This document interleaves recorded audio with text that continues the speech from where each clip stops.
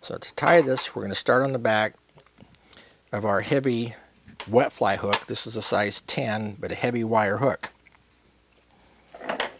Next, we're going to add a brown goose buyout tail. I like to just pull a few of them off all at once, and if you clip the base off, then they separate really easily.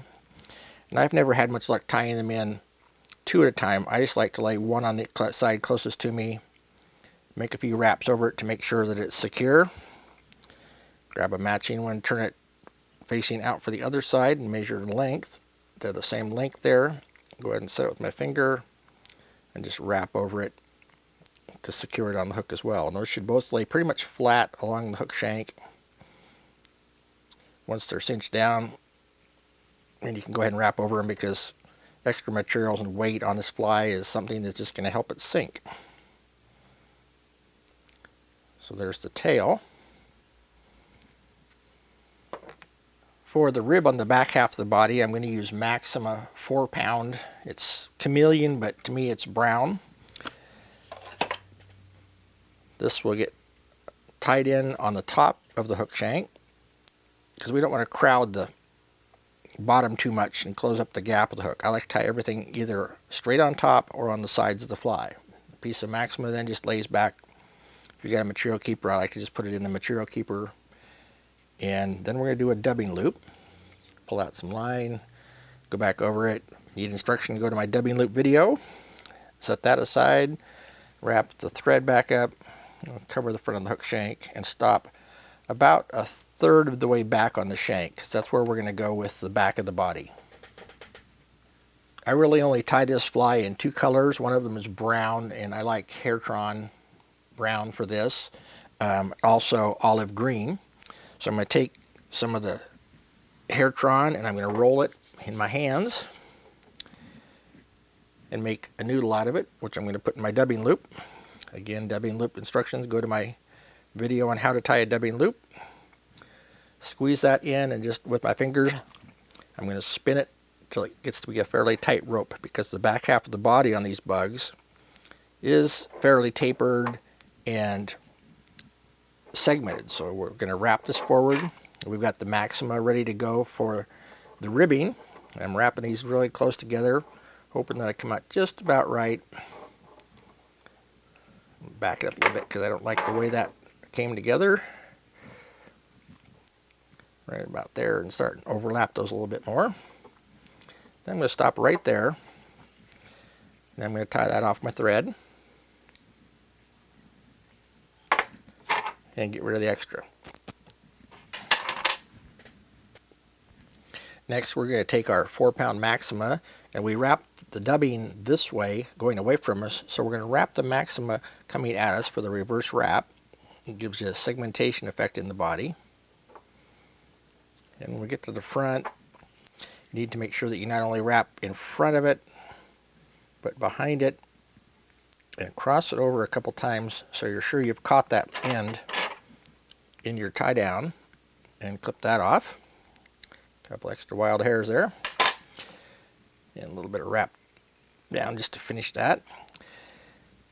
Next come the legs, and if you ever get a chance to pick up or buy a good brown, natural brown hen cape that's mottled and not really looking good for much else, it works extremely well for legs and things on these dragonflies. So we're going to prepare the feather by stroking part of it back. You don't want a ton of legs on these. You only really want one good wrap or so around. So I'm going to get rid of the shorter material and then tie that down with some nice secure wraps there. We'll grab up my hackle pliers, and just like you're doing a wet fly, pull the material back as you go around.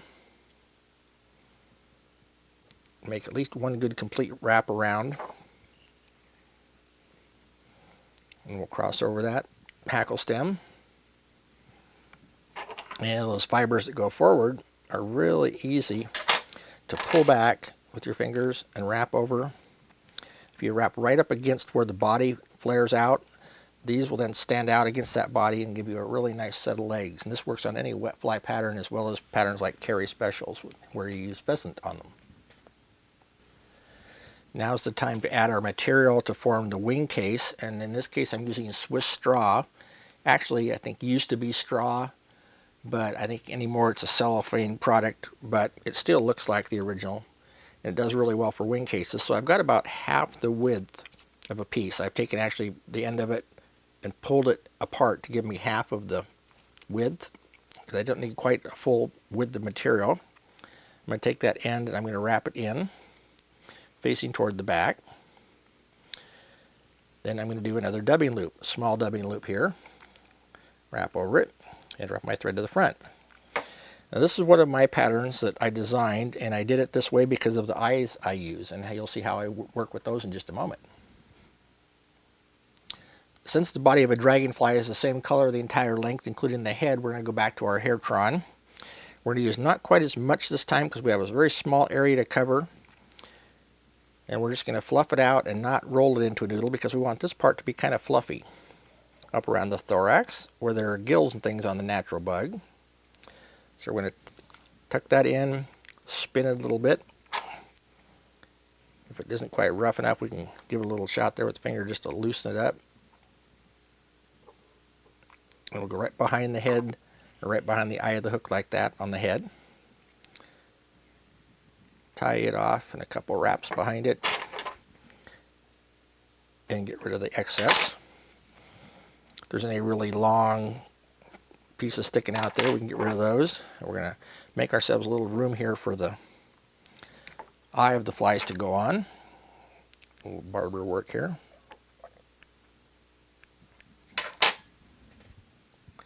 Next, we're going to form the wing case on the nymph. So we're going to pull our Swiss straw that we tied in over to behind the eye of the hook and make a couple wraps over it. At this point, you can kind of shorten it up a little bit because it'll get in our way there otherwise. Next are the eyes, and these are a pair of green bead eyes I did using monofilament down the center. You can see how to make those in another one of my videos.